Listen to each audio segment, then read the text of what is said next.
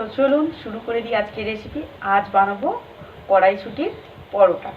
তো পরোটা আর আলুর দম বানাবো। আপনারা প্লিজ ভিডিওটা মন দিয়ে দেখবেন আর কেউ স্কিপ করে চলে যাবেন না।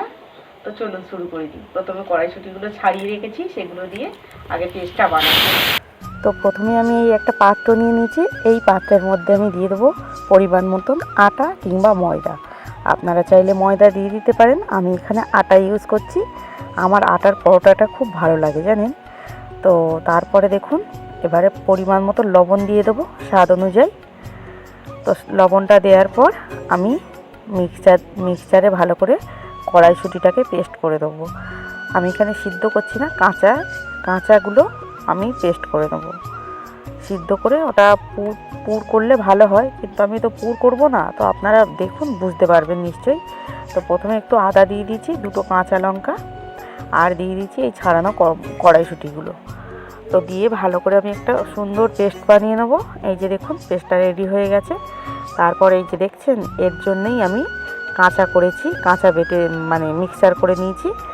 তো দিয়ে দিলাম এখানে, দিয়ে এবারে ভালো করে হাত দিয়ে মাখিয়ে নেবো। হালকা করে প্রথমে মাখিয়ে নেবো, তারপর যদি আমার জল লাগে তারপরে জল দেবো। এখন জল দেওয়ার কোনো প্রয়োজন নেই।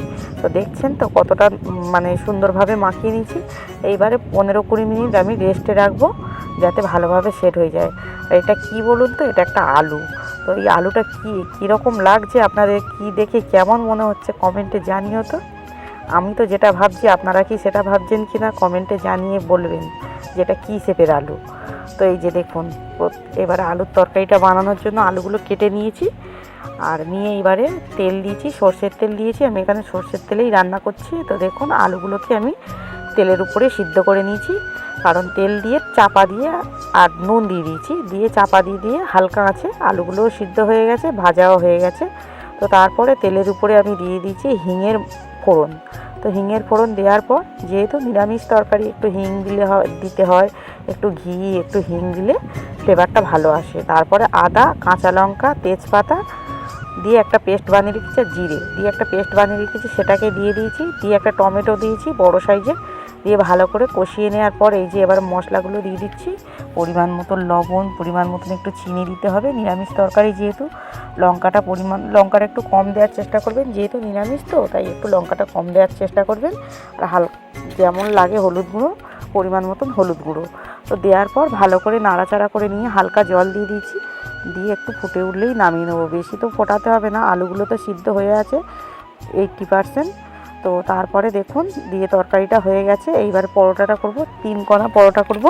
আপনারা চাইলে 4 কোণা করতে পারেন, গোল করতে পারেন, যার যেটা পছন্দ সেটাই করে নেবেন।